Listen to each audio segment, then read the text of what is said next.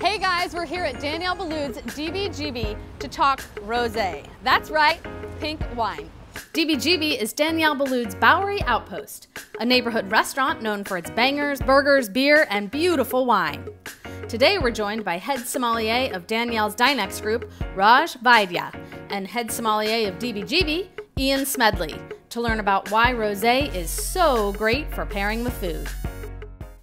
Thank you so much for being here. Delighted. Thanks for having us. Yeah, pleasure. Thank you very much. I'd love to know, what is it like working with Danielle Boulud? It's really amazing. I mean, not only does he know a lot about wine, but he loves wine. He loves winemakers. He loves to visit the vineyards. He loves to learn about things. And that's, you know, part because he's such a passionate person and so intuitive. But also, I think there's something to be said for the cultural element. He grew up in the country in France, surrounded by winemakers, and his respect for the work they do and the connection with the land is very robust, and it's very organic and true.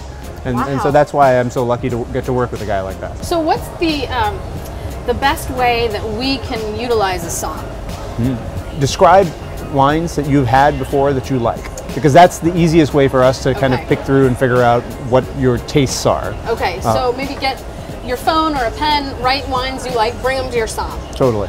The specific examples are very helpful because we in the trade have tasted a lot of stuff. We taste more wine than most human beings ever in their life. I was going to say civilians, but True. But if you come to us with a list of things that you like, I can probably convince you to try something you've never tried based on its potential similarity to something. Oh, I love and then that. maybe you have something new for your list. Okay, we're going to do Rosé debunked. All right, Ian, we'll start with you. You have to drink it when it's young and fresh. Not true. Absolutely not. It totally benefits from a year or two in bottle. Ooh, okay. All right, Raj, you. that the wine is made by mixing still white wine and still red wine. That's not true. In fact, the color comes from the skins of red grapes for sure, but it's never made by blending the two, with the exception of champagne. So you get the color out of the skins either by crushing them rather, or macerating, or which is to say having the skins in contact with the juice to extract that color. Okay, and back to you. Also, people think rosé is only for the summer or only for the south of France, and it turns out you can drink it year-round. Pairs well with food at all times of the year. All around the world, year-round. All around the world. All around the world, year-round. anytime, anywhere, drink rosé. Boom. So let's drink some wine, guys. All right. Yeah? Raj and Ian each chose their own rosé to pair with Chef Nick Tang's Singaporean crab. Raj's wine is Baudry's Chinon Rosé, an organic wine from the Loire Valley in France. And Ian's wine is Burlotto's 2016 Elatis Rosé from Verduno in Piedmont, Italy. Raj, why did you choose your wine? Baudry is one of my favorite producers of white and red, and so the rosé is a tiny amount of the production actually, and it's pretty rare. It's also a bit atypical, and so like most rosés, it does see just a tiny amount of that pink color coming from the crushing of the grapes. It isn't macerated for a long time, that's why you can see that it's almost like this onion skin color. It always has a bright saline character. The Loire kind of reminds me of that oceanic character of the wines. I chose this one because, one, it hits that misnomer we were talking about earlier about a darker rosé being either more sweet or more intense. It is fairly high in alcohol, but I've always loved this one. I loved it last year and I loved it the year before that. And we're talking peppery. Talking peppery. I love peppery rosé. All right, so we're going salinity and peppery is what we're saying. Salt and pepper. Salt and That's pepper! it. Oh, There this you is are. amazing. Okay, so let's try your tasting tips when we taste it. Great. One of my favorite things is to ask the Somms general tasting tips. So my number one is that when you're smelling a wine, people tend to keep their mouth closed. However, when you swirl a wine and you put it in your nose, if you just open your mouth slightly, the aromas are amplified a great deal, and it's a great way to kind of pick out more nuances and notice things, specific notes and flavors more clearly. That's such a good tip. Do you have a good tip? I mean, one that you every once in a while you'll hear people almost bubbling the wine across their tongue. Turns out that actually really helps. The more of your tongue that you get that wine on without swallowing it, the more taste notes you'll get. Okay, can we try it with those two tips? So what do you smell in this? So again, that salinity comes through really clearly, but there is also a floral note, like a bit of a rose water kind of character, but not in a perfumed or sweet way. It's very delicate. Yeah. And now I'm gonna go open mouth. Oh my gosh, it really just went to the 10th Yeah, it's just degree. like turning up the dial. It's all the same aromas, but it's more expressive. Wow.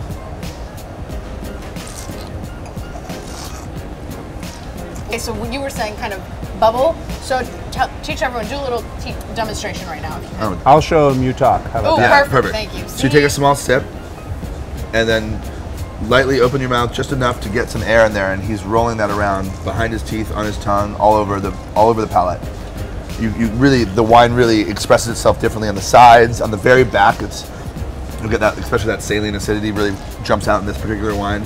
This one's really good. This is so really, good. really good. I got like way more rose when I put it back here and over the top of my front teeth. I've never done that before just now, ever. Yep, it makes a huge difference. Yep. Wow. All right, so what do you taste, Ian, when you taste this? Well, he's talking about that saline thing. So for me, it's also a lot of like sea stones. I'm originally from Maine, and it makes me think of, it makes me think of, like you said, the ocean water nearness, but like licking a stone from the sea. Like licking a stone, like going in the tide pools and just stuffing the rocks in your mouth. I grew up on the ocean also, but it was in Bombay, and we just didn't go in the water. Don't touch it, and especially don't drink it. No kissing stones. No kissing stones. Let's take the second wine. So the first wine is like barely a blush. The second wine is like really girly baby shower pink. Yeah, a little bit higher in alcohol here. So expect maybe a little bit of sweet pink fruits up front, and that will be on the palate, but that doesn't make it sweet. Okay, yeah, explain that to dry. us. So sweet fruit on the palate means you're tasting flavor of fruit, but you are not tasting sweet as in sugar. Correct. Right. There are fruit flavors that you would associate with sweetness, like strawberries. I see more of like a cherry thing. Cherry thing? A little on the palate here. Deeper red fruit there. Yeah. Deeper But not sugar. We're sniffing with our mouths open.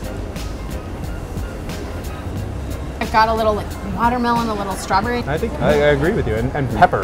Lots of pepper for me too, as well. And that is crazy. So as in black pepper, not red pepper or chili pepper, but black pepper, like peppercorns, yeah. Peppercorns. Yep. It really does. Like it really does, no joke. Kind of so for that reason, with the combo of we were talking about this, the combo of the fruit and the peppercorn is mezcal-esque almost. I can't help but think about food with this because it has so many savory notes, and that dichotomy between the fruitiness in the middle palate and especially that red fruit, the cherry note, the strawberry, the watermelon in the nose that you mentioned, even more specifically like watermelon seeds, watermelon skin, or rind rather, they call it. All right, so walk us through what you smell and taste here. Well, I'm with him there too. Like I said, for me, it's all about the peppercorn pepperiness, both on the nose and the palate. In the same way that we talked about the other one being like licking a stone. Yeah. This for me is really like pulling something super vegetal out of the earth and getting like a little bit of that, like a little bit of soil, like a little bit of dirt, almost like just like crumbling a pink and a black peppercorn together, but also that like vegetal, savory, like. Yeah. That's why I love it. Yeah. It makes it makes me hungry. That's really what it is. Should we try this with some food? Yeah, that'd be great. I think so. Can't wait. Today's pairing is executive chef Nick Tang's Singaporean soft-shell crab with black pepper sauce. Here's what I want to know. Who won this tasting? Oh, clearly I won. Right? Oh, yeah, obviously. So round one, Raj. We're going to see about round two. Cocktail hour Raj, but it remains to be seen. Cocktail hour Raj. So should we dive in? We must. Okay. Ladies first.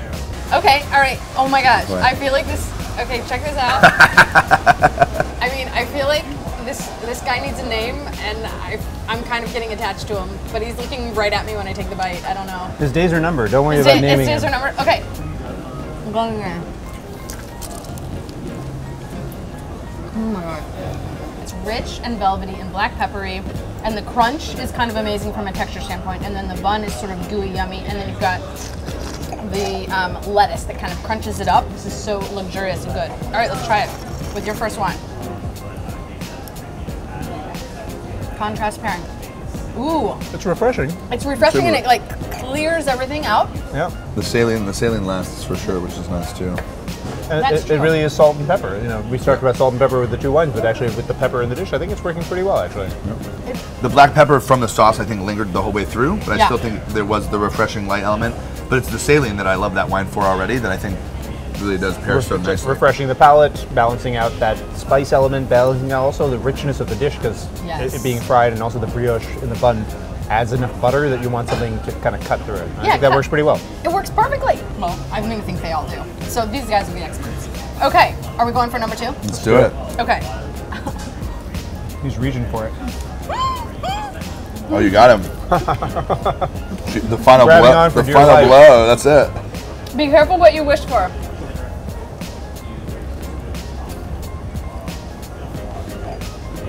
Wow, that made the wine so much more black peppery even than before. Yeah. It's interesting. Actually, I found the Spicier. opposite. I found that the spice element's still there, but that's not the only thing I taste, and it's kind of taken a step back. Really? I think the fruitiness kind of Cherries comes out are more. all Yeah. over it now. Cherries yeah. are all over. Wow, I'm sort of feeling spice. That's interesting. Almost for me, it feels like the pepper balances each other out and, dissipates a little bit from being the star of the Okay. show. Delicious with it though. It's definitely more tart. I got more tart. I did get more cherry. It still has that pepper element for sure. It's really good with this. So walk me through what happens in your mind when you're actually pairing this together. The first thing that I thought of, he talked black pepper anyway, and Yep. I thought of the pepperiness of this wine and that sort of cancellation style that we're talking about, and the florality. And so I thought about, you know, scallion, cilantro, and all this pepper and spice, and having something with like to bring the fruit out in the wine, and something with a bit more savor as well. Yeah. Essentially, for me, the sauce is the key here because although the crab itself is got its own inherent saline being seafood, it's dominated by this kind of sauce with the greenness of cilantro and scallions to kind of cut through. Yeah. And so I thought that would play nicely with the florality of this wine inherently, but also the savor and its own black pepperiness. I thought would, which it turned out doing, bring out this like lovely fruit and flowers that are at the heart of the wine. All right, Raj, now if you could walk us through what goes on in your mind when you do this pairing with each wine. With any wine, I try and think about the dish in terms of a structural element and component, but to specifically focus on elements that are the most intense on the palate and play off of those. So with the salty contrast pairing, I wanted something that will contrast the richness of the brioche, the fried crab itself, the pepper sauce, which is obviously the biggest show in town here. Intense hints of spice, sweetness, saltiness from the soy. But at the end of the day, what's beautiful about it is that both work. Yes, that's they're true. two different experiences, but they're both excellent. Wow, cool. Okay, so who's the winner? Who's the winner of the tasting? Of the pairing? Seems to me that you are. Yeah.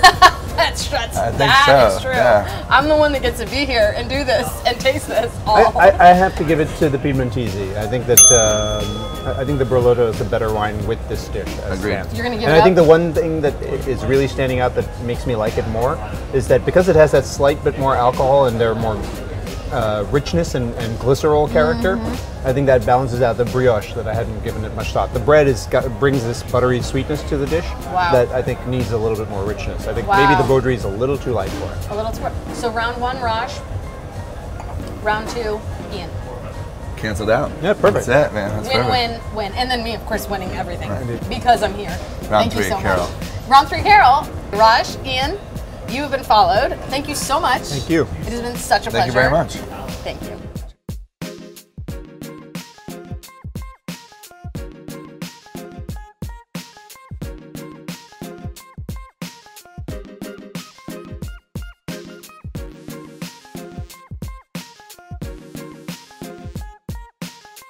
For more articles and videos, head to wineforfood.com.